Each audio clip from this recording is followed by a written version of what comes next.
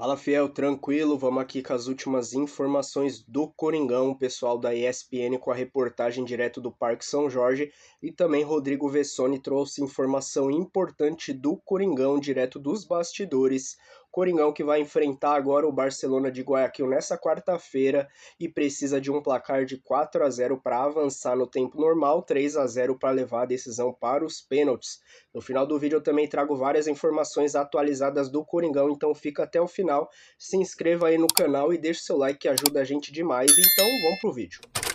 Um grande abraço para você, para a Mari, para o pessoal do estúdio, também para os fãs de esportes. O Corinthians que tem um duelo decisivo amanhã contra o Barcelona de Guayaquil pela fase preliminar da Libertadores. Perdeu o duelo de ida por 3-0, vai precisar reverter o placar para conseguir chegar até a fase de grupos da competição. Para essa partida, o técnico Ramon Dias não terá o lateral esquerdo Andileri, que ainda não está inscrito no torneio. No lugar dele deve atuar o Matheus Bidu. Além disso, o Igor Coronado sofre com problemas físicos, também não poderá atuar, ele é reserva do Rodrigo Garro. As principais preocupações do Corinthians são em relação à lesão.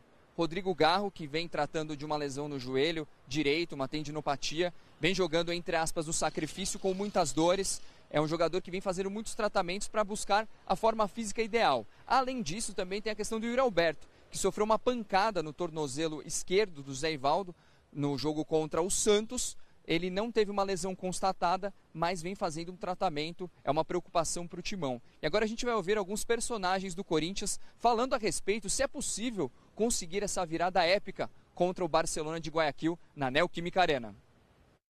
É uma decisão muito importante para a gente, que define o que vai ser o nosso ano, né? E, para ser sincero, só quem não é corintiano de verdade não acredita. Acho que o Corinthians já deu tantas respostas em jogos e viradas que pareciam impossíveis, principalmente dentro da nossa casa. O equipo está bem, temos confiança no equipo, tem trabalho. Se necessita um pouquinho mais de tempo, mas vamos recuperar bem para fazer um grande partido. Queremos fazer um grande partido para a gente. Perder de la manera que perdimos, claramente todo el mundo por ahí con la cabeza caliente dice cosas, actúa de manera que es difícil controlar en el momento, pero el grupo está increíble. De hecho, siento que esa briga que todo el mundo fala, yo que ayuda también, porque es la base de nosotros, ¿no? De pelear por lo que queremos. Discussão normal de dois caras que queria resolver a questão. A gente não vinha fazendo um bom primeiro tempo. Na verdade foi no intervalo. A gente começou a discutir. Coisa normal de um time que quer melhorar, quer estar melhorando a cada jogo. Discussão normal de vestiário. O Gustavo Henrique falou a respeito da discussão acalorada que teve com o Memphis Depay no intervalo do jogo contra o Barcelona de Guayaquil e negou que houve agressão física de algumas das partes.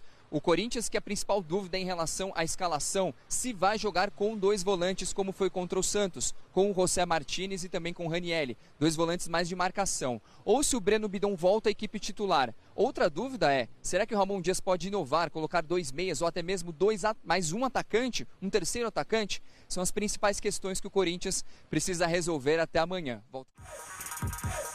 Estamos de volta com o G4 agora para falar do Corinthians, o outro finalista do Campeonato Paulista, mas que antes do jogo do Campeonato Paulista, que ainda não sabe nem quando vai ser direito, né? Por causa que vai ter a reunião do Conselho Técnico da Federação Paulista daqui a pouco, às 2h30.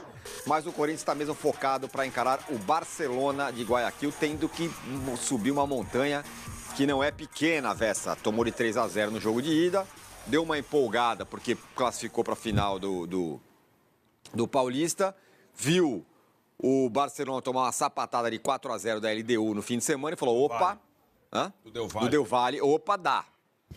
Mas vai ter que remar. E talvez com problemas de desfalques. O milagre de Itaquera, né? A busca é pelo milagre de Itaquera que está sendo chamado nesta quarta-feira, que não vai ser... A minha frase é improvável, só não é impossível. Então, se não é impossível, o improvável você tenta fazer alguma coisa para conseguir. Até na nossa chamada precisa vencer por 4. Acho que 3 levar para os pênaltis já é uma tarefa completamente complicada. O Roberto passou por exames depois da entrada do glorioso Zé Ivaldo nele.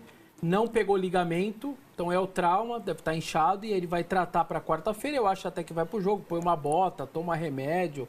Eu acho que ele vai para o jogo na quarta-feira, mas não deu nada ligamentar, né? Então isso foi o mais importante, a boa notícia. A ver também o sistema tático, eu sinto o cheiro dele tirar um dos 3 volantes para colocar o Romero Tales e tentar ter um time mais propositivo. Eu, particularmente, não faria isso.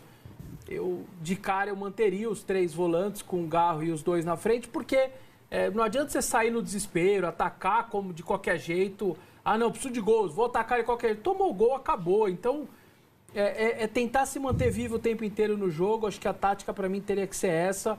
Ah, virou 0-0. Ok, eu tô vivo, vamos embora. Tenho 45, eu tinha 90, eu tenho 45 para fazer 3 gols. Eu acho que não tem muito o que fazer, o problema já aconteceu, né? Foi quarta passada.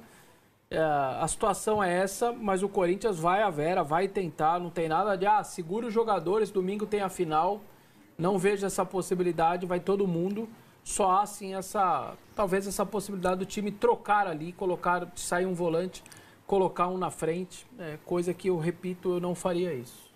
E aí, o jogo é dificílimo, Arnaldo, quarta-feira, mas... Vou já cantar a bola aqui antes, um dia antes. Eu não acho que é tão impossível assim. Acho que dá. Faz 1-0 com 5. Imagina que vira a Neoquímica Arena. Eu acho que é possível, mas é difícil. Acho que depende muito da contingência do jogo. É um gol no início, uma expulsão do adversário. Nesse jogo do Barcelona, o Barcelona teve um jogador expulso contra o Del Valle no início do jogo. O Nacional contra o Nacional também no início do jogo, né? Na Libertadores foi 1-1 e esse perdeu, então é uma questão que é um time muito vigoroso, né? Então, haver muita postura do Barcelona no começo do jogo. Mas não tem, é difícil a semana, porque além da necessidade de reversão de um placar elástico, tem o principal rival disputando um título no domingo. Então, hoje, o time vai treinando, se preparando e a cartolagem lá na Federação Paulista tratando data da final e tal. É muito próximo essa situação. Eu acho que essa é a semana para o Corinthians, como disse o Hugo Souza, que define boa parte da temporada. Se o time vai jogar Libertadores ou Sul-Americana, saberemos na quarta de noite. Se o time vai chegar em casa para decidir o campeonato inteiro, né? Passando pela primeira partida no Allianz Parque no final de semana. Não é simples. Acho que vai depender também um pouco da comissão técnica, que muitas vezes, para a estratégia de jogo, anda devendo. Então, esses 2 jogos vão exigir estratégia. Sobretudo os mata-matas. Trocas, exatamente. São 2 mata-matas gigantes, né? Além do trio inspirado e tudo mais, do Garro mesmo sem as melhores condições, o Yuri sem as melhores condições, o Memphis sem as melhores condições. Então, eu acho que o resto precisa ajudar um pouco, inclusive o treinador na estratégia para as 2 partidas. E aí, Massa, o que é mais difícil? Ser campeão paulista ou passar pelo Barcelona? Pelo Barcelona, mais difícil. É mesmo? É claro, o Campeonato Paulista tem 2 jogos, a final é na sua casa, é completamente diferente. O desafio é buscar equilíbrio. Como que você busca equilíbrio tendo que começou o jogo, o reloginho conta, tá 2-0 para o adversário no mínimo, né? Na verdade tá 3, mas ir para os pênaltis não te garante a classificação.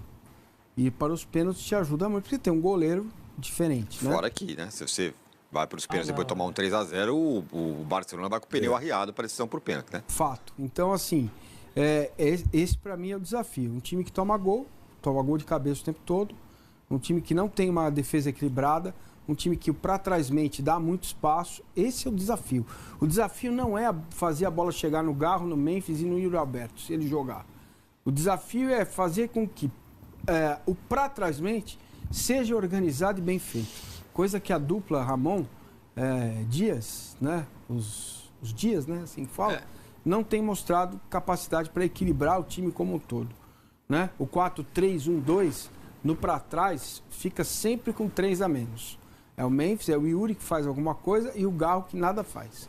em termos de para trás. E aí, você se defende com 3 a menos, é um problema. Agora, o Barcelona é um time que não é um time besta.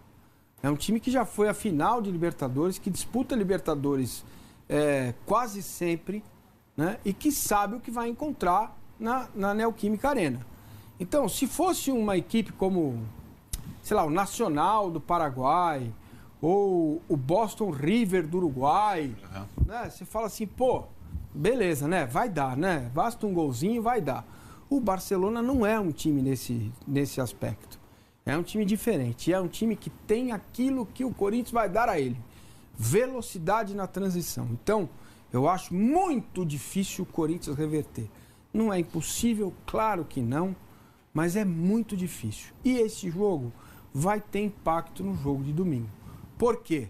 O Palmeiras jogou segunda, vai ficar terça, quarta, quinta, sexta, sábado e domingo. Então, fora hoje, que não vão treinar, você tem quarta, quinta, sexta, sábado. 4 treinos. Para fazer o treino, recuperar os seus jogadores. O Corinthians não. O Corinthians pode vir com o farol baixo, quarta joga, vai dar tudo, porque não pode. Sim, não pode tirar o pé, tem que jogar feito louco, tem que correr feito louco. E vai chegar, então, na sexta-feira, a começar a pensar no jogo de domingo, respirar, descansar seus jogadores. Sábado e domingo tem o jogo no Allianz Parque. Então, neste aspecto, o Palmeiras leva vantagem porque não tem pré-Libertadores, porque o Corinthians se classificou ano passado na Bacia das Almas, brigando para não cair, foi lá, agarrou a vaga e está aí. Está posto. É muito difícil, será épico se o Corinthians avançar, será uma noite épica e perfeita. Você ainda está na classificação épica para a fase de grupos ou a conquista do Paulista? O que é mais difícil? Não, que você quiser puder pegar um. Escolher um. Olha, a classificação épica agora tem tamanho, hein? Essa era a pergunta para ele. Na verdade, depois eu vou fazer, professor, eu também. Eu estou de verde hoje, está me deixando numa situação desconfortável. A resposta é fácil. Ele quer o título. Mesmo assim, Claro, mesmo assim, 4 claro. a 0. Ele quer sair da fila, quer o título sobre o principal rival. É uma outra conversa. Nem conversa. Tá. E eu acho que aí é claro que, de novo, quando a gente estiver no sorteio da segunda-feira e se o Corinthians estiver eliminado e estiver lá nos potinhos da Sul-Americana, vai dar um baque. É um baque grande. Mas aí você tá lá, Atlético, Cruzeiro, tal, isso aqui, pelo menos está na Sul-Americana e estamos disputando o título paulista com possibilidade de... O efeito imediato é melhor. Eu sei que isso vai ter... Você não estar na principal raia do futebol sul-americano é difícil, né? E a Sul-Americana não é literalmente a principal raia do futebol. Mas, agora, nessa conjuntura, ainda mais depois do 3 a 0, eu abraçaria fácil o título paulista. Não sei, estou em dúvida. Fala. Ganha domingo no Allianz Parque, segunda, o torcedor não quer nem saber do sorteio. Então, nem se vai ter sorteio ou não. É outra coisa. Não tenho a menor dúvida que seria o título paulista. Mas você vê como a postura do Corinthians na ida foi tão ridícula, tão ruim. E isso me dá muita raiva muitas vezes no Corinthians. Alguns times brasileiros, acostumados à competição, já tratam da maneira que eu vou falar. O Palmeiras claramente trata assim. E o Uruguai, o argentino, então, eles são os mestres para isso. Tá na ida, a coisa não tá legal. Cara, vai acabar do jeito que tá, 1 a 0, tá tudo bem. Depois é outro dia. Eu vou lá para minha casa, lá vai ser outro cenário. Vambora com 1 a 0. Cara, o Corinthians não. Sai igual louco, aí tomo 2, tomo 3, em 2 contra-ataques ridículos. Então, aí quando você vê, você tá numa montanha desse tamanho pra subir. Esta postura é aquela que o Corinthians terá desde o início do jogo. Porque tá perdendo o jogo 3 a 0. E que não pode isso que me preocupa. Tem que fazer um jogo mais natural. Quer dizer, não me preocupa, porque se eu falar que estou preocupado, o torcedor fica bravo comigo. Agora, esse jogo de amanhã... Sem contar a parte física, que é claro que vai pesar, o Massa levantou bem. O resultado você acha que leva para o fim de semana? Claro, se o Corinthians se classificar, vai chegar grandão. Agora, se for eliminado, não está um pouco meio já na conta? Pô, deu azar, perdemos aí. Isso, por causa da semana passada. O impacto seria invertido, seria o Santos caindo já com quarta passada. Aí a hecatombe estava feita no domingo. Sim. Porque aí quarta-feira todo mundo iria pro estádio já, torcedor, jogadores, uma pilha lascada. Quando você passa pelo Santos, a quarta agora, o sentimento é um pouco de épico. É noite, vamos tentar. Nós já fizemos bobagem quarta passada, vamos ver o que dá. Estamos numa final, domingo tem um maior rival aí pela frente. Então, mas o treinador mudou precisa muito. ser cobrado, né, Vassar? Sim. Não dá pra falar assim, eu sei que você não quis dizer isso, fizemos bobagem. Esse treinador que tá aí atrás de você, ele precisa ser cobrado. Ele precisa, não dá pra ele viver no passado lá, tirei do rebaixamento, agora deixa comigo. Entendeu? Não pode o time se comportar da forma como se comportou, sendo ele um argentino entendendo o que é a Libertadores. Sabe, ele tem toda uma comissão técnica que o ajuda, tem o trabalho dos caras que indicam o jogador, os caras sabem o que estão fazendo. Sim. Então, assim, pra mim, depende. Se o Corinthians faz 3-0 e perde nos pênaltis, é outra situação para domingo. Se faz 2-0... Aí não, eu prefiro não fazer 3.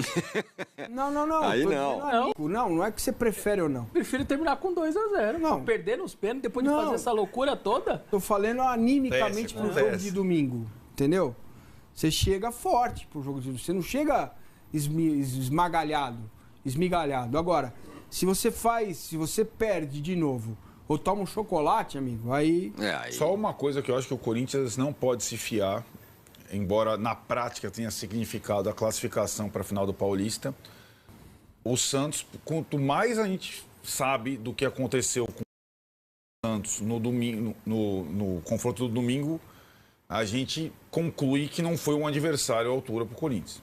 O Santos entrou esmigalhado, para usar a palavra, não sei se vocês viram o vídeo do Neymar da produtora, se debulhando em lágrimas antes do jogo. A cara dos companheiros dele parecia um funeral antes de começar o jogo.